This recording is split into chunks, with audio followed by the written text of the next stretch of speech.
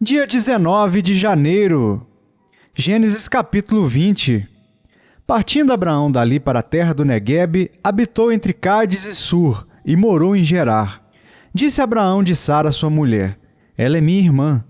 Assim, pois, Abimeleque, rei de Gerar, mandou buscá-la. Deus, porém, veio a Abimeleque em sonhos de noite e lhe disse: vais ser punido de morte por causa da mulher que tomaste, porque ela tem marido. Ora, Abimeleque ainda não a havia possuído. Por isso disse: Senhor, matarás até uma nação inocente? Não foi ele mesmo que me disse: é minha irmã? E ela também me disse: ele é meu irmão. Com sinceridade de coração e na minha inocência foi que eu fiz isso. Respondeu-lhe Deus em sonho: bem sei que com sinceridade de coração fizeste isso. Daí o ter impedido eu de pecares contra mim, e não te permiti que a tocasses. Agora, pois, restitui a mulher a seu marido, pois ele é profeta e intercederá por ti e viverás. Se, porém, não lhe a restituíres, sabe que certamente morrerás, tu e tudo o que é teu. Levantou-se Abimeleque de madrugada e chamou todos os seus servos, e lhes contou todas essas coisas. E os homens ficaram muito atemorizados. Então chamou Abimeleque a Abraão e lhe disse: que é isso que nos fizeste? Em que pequei eu contra ti, para trazeres tamanho pecado sobre mim e sobre o meu reino? Tu me fizeste o que não se deve fazer.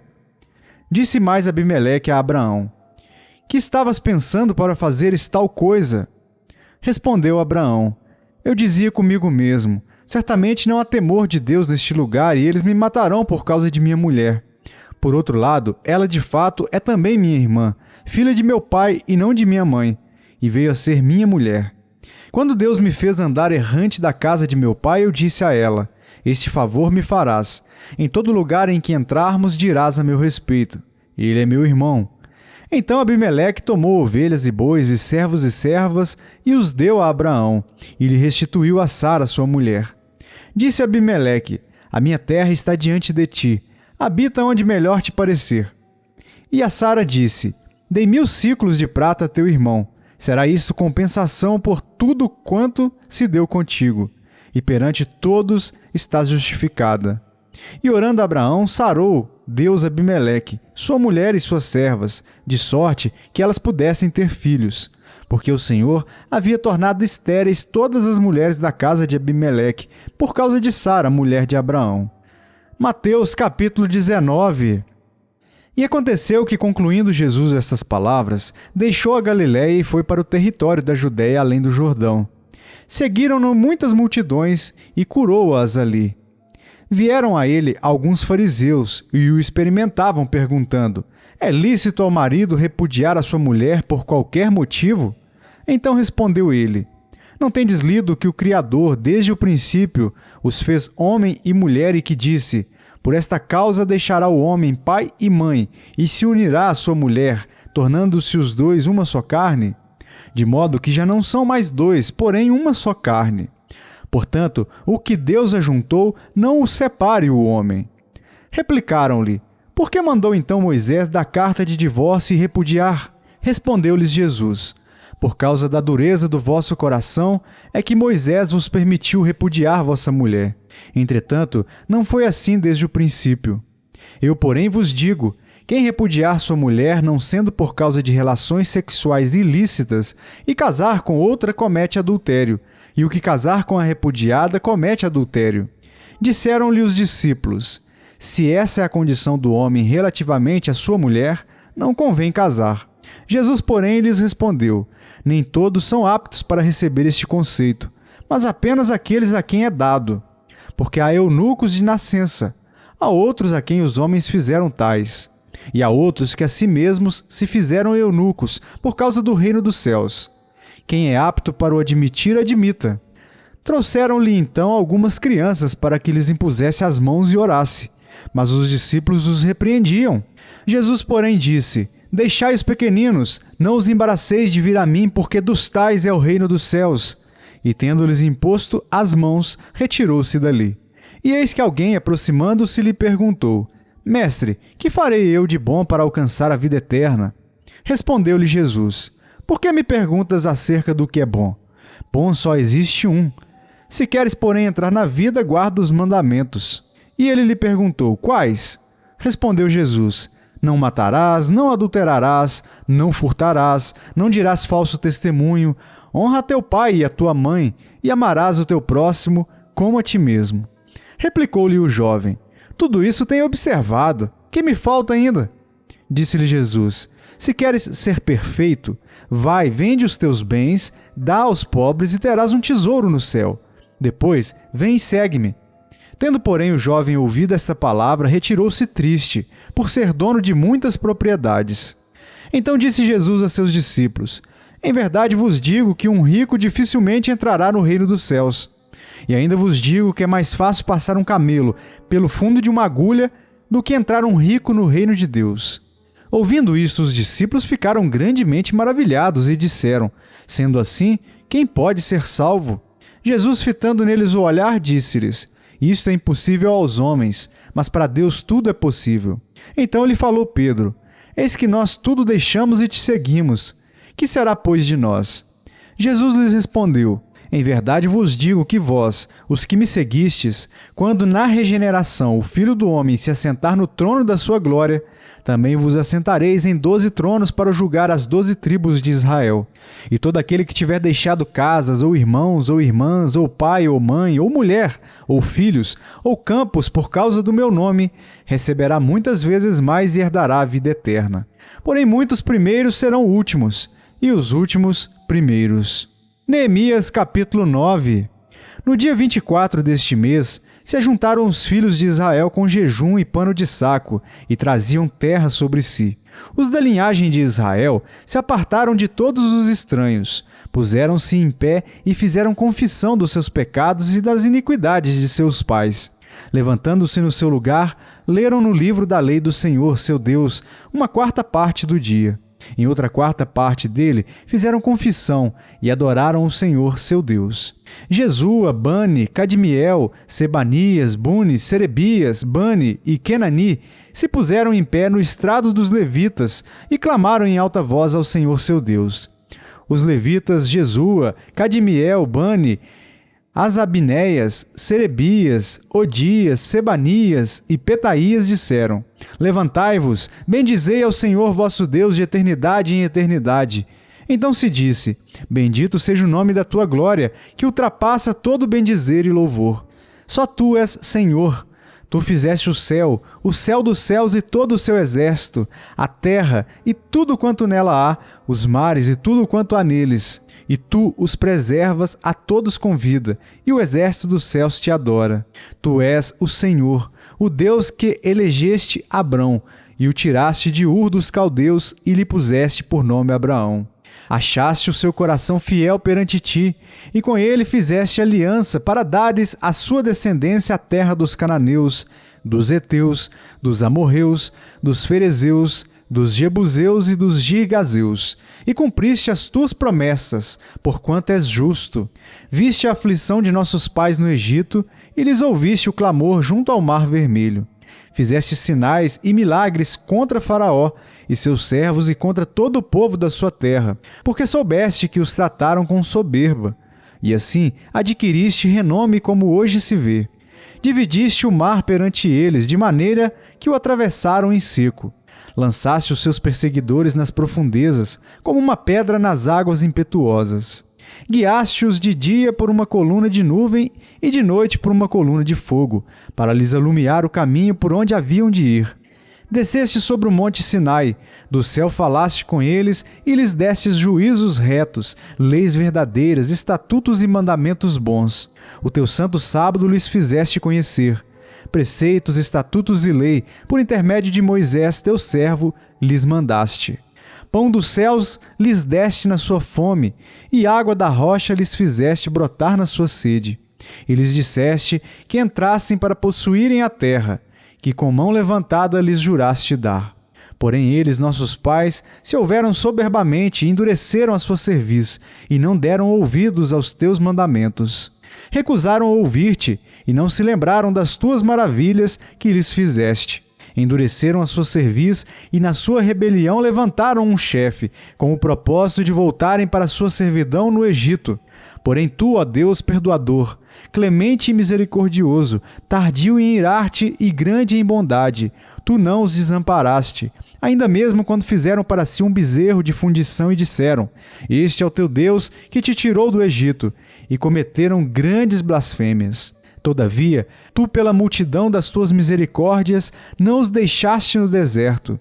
A coluna de nuvem nunca se apartou deles de dia, para os guiar pelo caminho, nem a coluna de fogo de noite, para lhes iluminar o caminho por onde haviam de ir.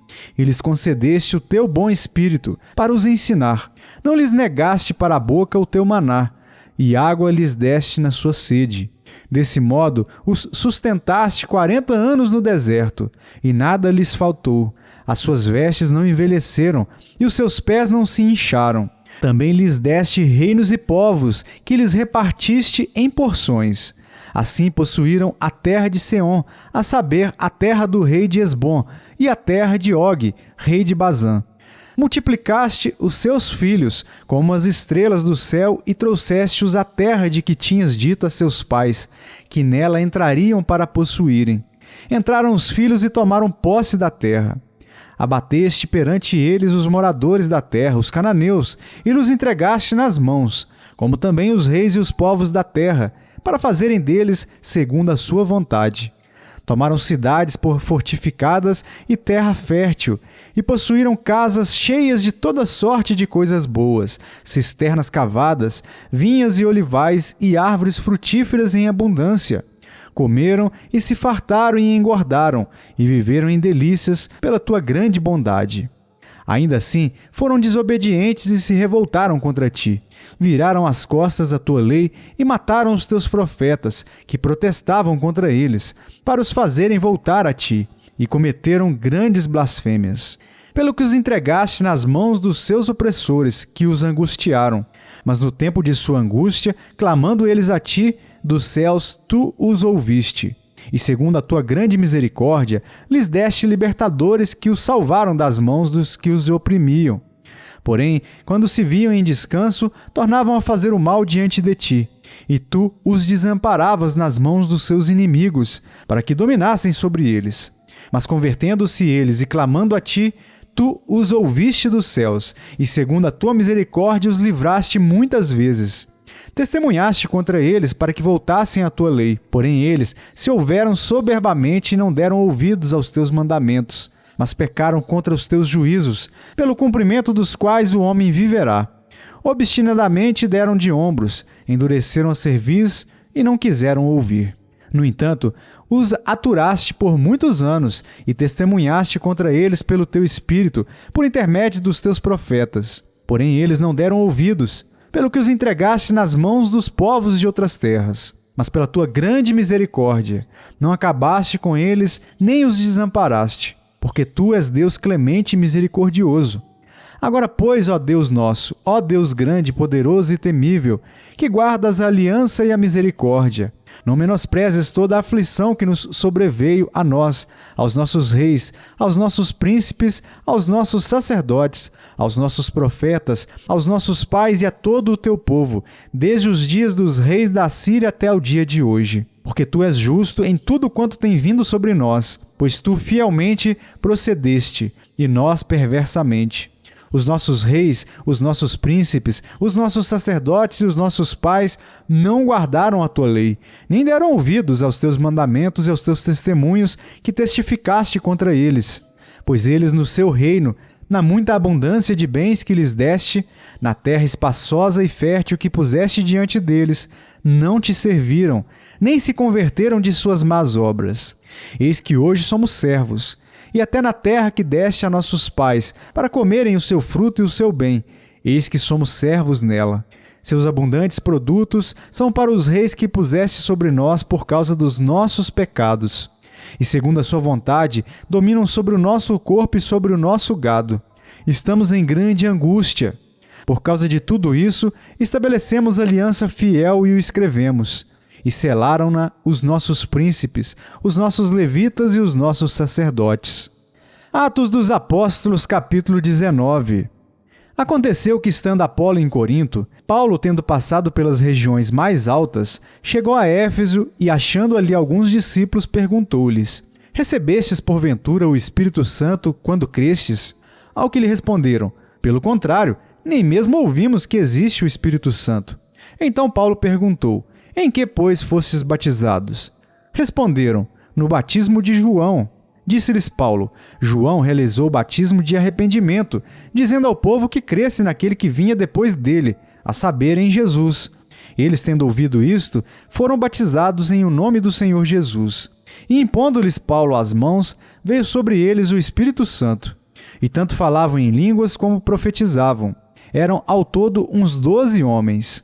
Durante 3 meses, Paulo frequentou a sinagoga, onde falava ousadamente, dissertando e persuadindo com respeito ao reino de Deus. Visto que alguns deles se mostravam imperdenidos e descrentes, falando mal do caminho diante da multidão, Paulo, apartando-se deles, separou os discípulos, passando a discorrer diariamente na escola de Tirano. Durou isto por espaço de 2 anos, dando ensejo a que todos os habitantes da Ásia ouvissem a palavra do Senhor, tanto judeus como gregos. E Deus, pelas mãos de Paulo, fazia milagres extraordinários, a ponto de levarem aos enfermos lenços e aventais do seu uso pessoal, diante dos quais as enfermidades fugiam das suas vítimas e os espíritos malignos se retiravam. E alguns judeus exorcistas ambulantes tentaram invocar o nome do Senhor Jesus sobre possessos de espíritos malignos, dizendo: Esconjuro-vos por Jesus a quem Paulo prega. Os que faziam isto eram 7 filhos de um judeu chamado Seva, sumo sacerdote. Mas o espírito maligno lhes respondeu: Conheço a Jesus e sei quem é Paulo, mas vós quem sois? E o possesso do espírito maligno saltou sobre eles, subjugando a todos, e de tal modo prevaleceu contra eles, que desnudos e feridos fugiram daquela casa. Chegou este fato ao conhecimento de todos, assim judeus como gregos habitantes de Éfeso.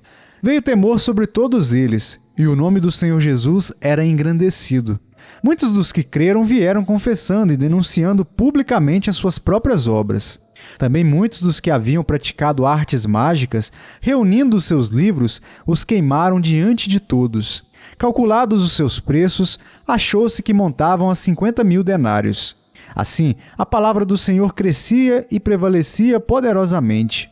Cumpridas estas coisas, Paulo resolveu no seu espírito ir a Jerusalém, passando pela Macedônia e Acaia, considerando: depois de haver estado ali, importa-me ver também Roma. Tendo enviado à Macedônia 2 daqueles que lhe ministravam, Timóteo e Erasto, permaneceu algum tempo na Ásia. Por esse tempo houve grande alvoroço acerca do caminho, pois um ourives chamado Demétrio, que fazia de prata nichos de Diana e que dava muito lucro aos artífices, convocando-os juntamente com outros da mesma profissão, disse-lhes: Senhores, sabeis que deste ofício vem a nossa prosperidade, e estáis vendo e ouvindo que não só em Éfeso, mas em quase toda a Ásia, este Paulo tem persuadido e desencaminhado muita gente, afirmando não serem deuses os que são feitos por mãos humanas. Não somente há o perigo de a nossa profissão cair em descrédito, como também o de o próprio templo da grande deusa Diana ser estimado em nada, e ser mesmo destruída a majestade daquela que toda a Ásia e o mundo adoram. Ouvindo isto, encheram-se de furor e clamavam: Grande é a Diana dos Efésios! Foi a cidade tomada de confusão, e todos a uma arremeteram para o teatro, arrebatando os macedônios Gaio e Aristarco, companheiros de Paulo. Querendo este apresentar-se ao povo, não lhe permitiram os discípulos. Também Asiarcas, que eram amigos de Paulo, mandaram rogar-lhe que não se arriscasse indo ao teatro. Uns, pois, gritavam de uma forma, outros de outra, porque a assembleia caíra em confusão, e na sua maior parte nem sabiam por que motivo estavam reunidos. Então tiraram Alexandre dentre a multidão, impelindo os judeus para a frente. Este, acenando com a mão, queria falar ao povo. Quando, porém, reconheceram que ele era judeu, todos, a uma voz, gritaram por espaço de quase 2 horas: Grande é a Diana dos Efésios! O escrivão da cidade, tendo apaziguado o povo, disse: Senhores Efésios, quem porventura não sabe que a cidade de Éfeso é a guardiã do templo da grande Diana e da imagem que caiu de Júpiter? Ora, Não podendo isso ser contraditado, convém que vos mantenhais calmos, e nada façais precipitadamente, porque estes homens que aqui trouxestes não são sacrílegos, nem blasfemam contra a nossa deusa. Portanto, se Demétrio e os artífices que o acompanham têm alguma queixa contra alguém, há audiências e procônsules que se acusem uns aos outros. Mas se alguma outra coisa pleiteais, será decidida em assembleia regular, porque também corremos perigo de que por hoje sejamos acusados de sedição, não havendo motivo algum que possamos alegar para justificar este ajuntamento. E havendo dito isto, dissolveu a assembleia.